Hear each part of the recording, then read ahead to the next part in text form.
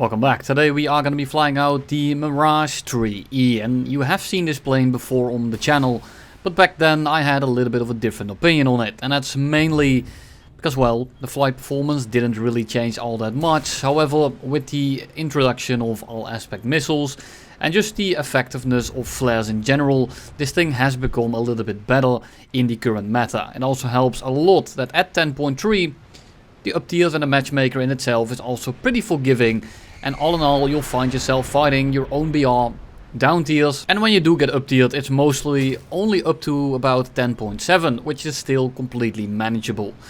The Mirage IIIE, however, does not have the best flight performance, and it's actually kind of overweight. It's almost a ton heavier than the Mirage IIIC, which comes just before it, but just like the 3C, it gets the awful guns like you are seeing on the screen right here. The F5C of course doesn't help with the damage model, but the guns feel like a bit of an afterthought.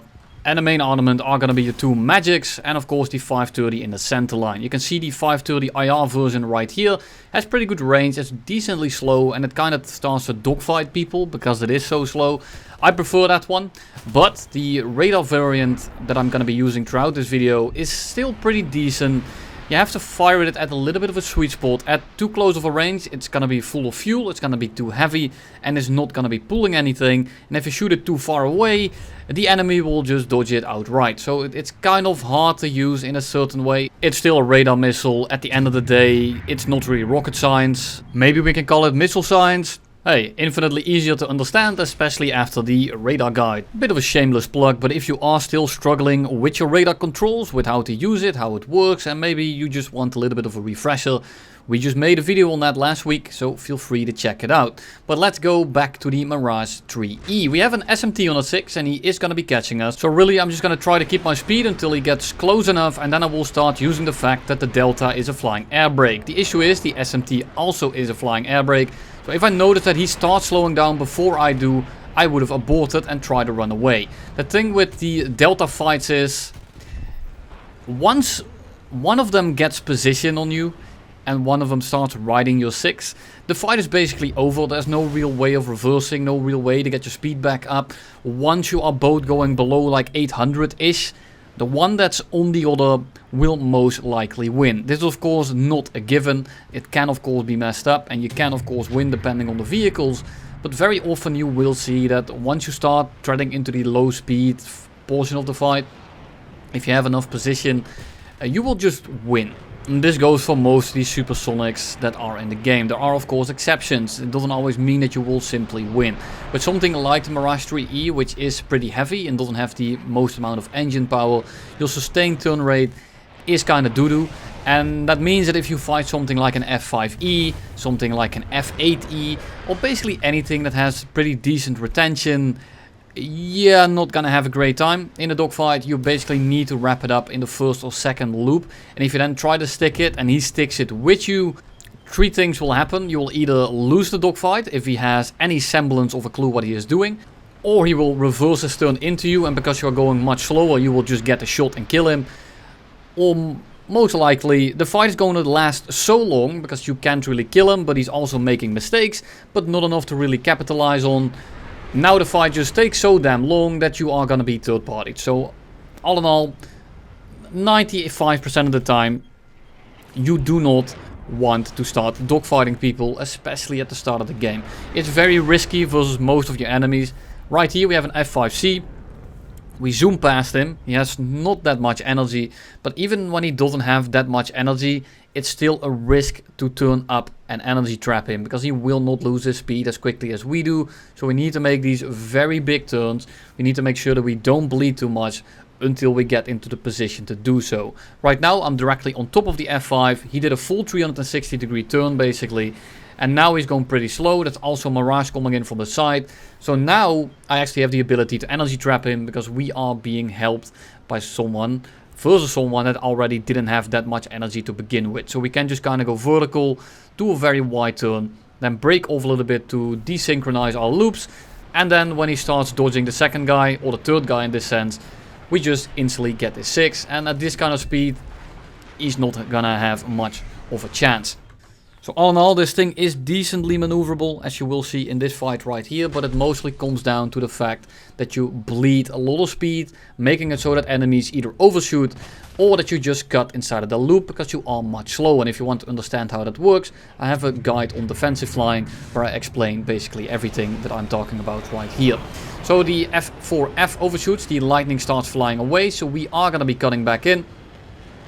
And just like that, because we are much slower and because he kind of tries to stay in front of us, we will just clip his wing off and then extend towards the lightning in case he wants to come back. This guy is completely dead in the water. He's in a flat spin. He's not that high and he's missing a wing. So I see that Harrier coming in. I already know exactly what he's going to be doing. So I tell him not to. But of course it doesn't matter and he is going to try and steal it. And of course he succeeds, because that's the nature of this game. And then we get onto the MiG-21 SMT, and again, this is a battle of position. If I get close enough to him, it's gonna be a pretty easy done deal. So I kinda cut throttle, he starts flaring, and we get team killed by the guy that, you guessed it, stole our kill. Absolute tool of a player. And I hope you stub your toe this evening. We then of course land with one wing, repair and get 12 more kills, but unfortunately my shadow play cut out again and I am once again not able to show you.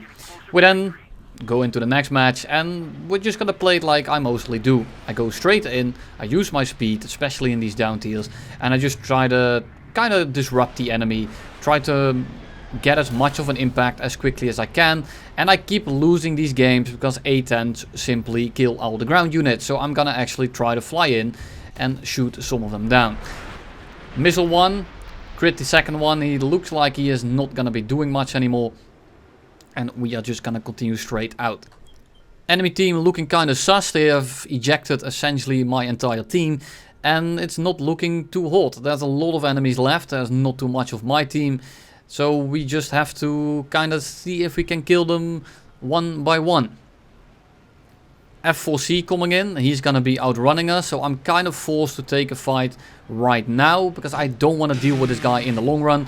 So I go up and over, I lose a lot of speed, and you can tell that I instantly cut in, I miss my first shots, and then I'm gonna be shooting him with the second burst. He completely combusts into flame, and then the entire team is trying to go vertical with me. So I go head on with the first guy, I then break off, I need to kind of dodge, I can't really do this, I get crit. I'm on my way to the base. AA really doesn't work yet, so I just hope they kind of break off. But at this point I have a Harrier and 2 F5Cs. I have a completely black fuselage and I'm just not gonna be doing very well. We dodge the AIM-9E. Quite an incredible feat, I am aware. And then I notice the missile coming off and I'm just gonna kind of fly in between the F5. There it is, boom. Thanks for the team kill. F5C overshoots. And this is what I didn't show you in the previous game. I just can't die. It doesn't matter what happens. And then they break off. They actually let me land this time. The only issue is that the thing that I said before actually happened. And there is one A-10 that gets like 29 to 30 ground unit kills. And by the time I take back off, the game is actually over. And I am not able to get any kills. This happened way before I even killed anyone else. So this time I'm actually serious. There is really nothing to show there. We take off and then we lose on tickets because the A-10 just kills everything that was breathing on the ground. We get a look at a decently high altitude. He flies right into it and he kisses us with his forehead. And that's gonna be first kill of the game. This is gonna be a relatively long match and we need to set up correctly because this plane is relatively slow to fly. And not talking about the top speed, it's more about the gameplay and the way that you go around the match. We just go straight through. I'm not gonna be trying to turn around here. There's no real reason to do so. And I'm just gonna continue on my merry way down to the deck where my team is fighting. I'd rather kill some guys that are pressuring my team. And I'd rather kill some guys that I know will give me troubles later on than get a random kill in orbit that doesn't really contribute to the match. You can get 4 kills and my teammate can get 4 kills.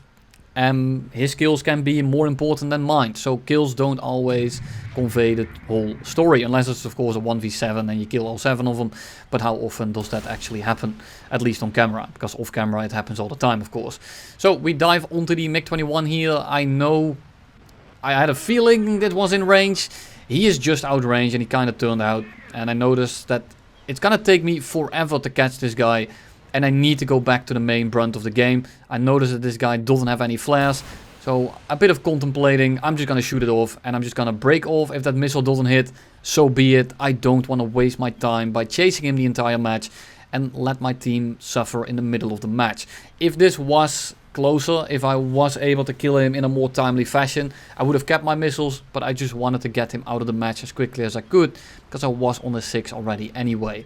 We are now a gunfighter, and I want to focus the people that will give me the most trouble. The Su-25 kind of happened to be in between us, not a real threat. I'm just gonna continue on. I will be ignoring the Su-25s for the most part here, and I want to see what I can kill in a timely manner. When they do fly directly in front of me like this guy is, however, I will of course veer off the path a little bit to see if I can kill something. Because I do want to get the numbers down, as you're all familiar with, because this is kind of turning into another carry match.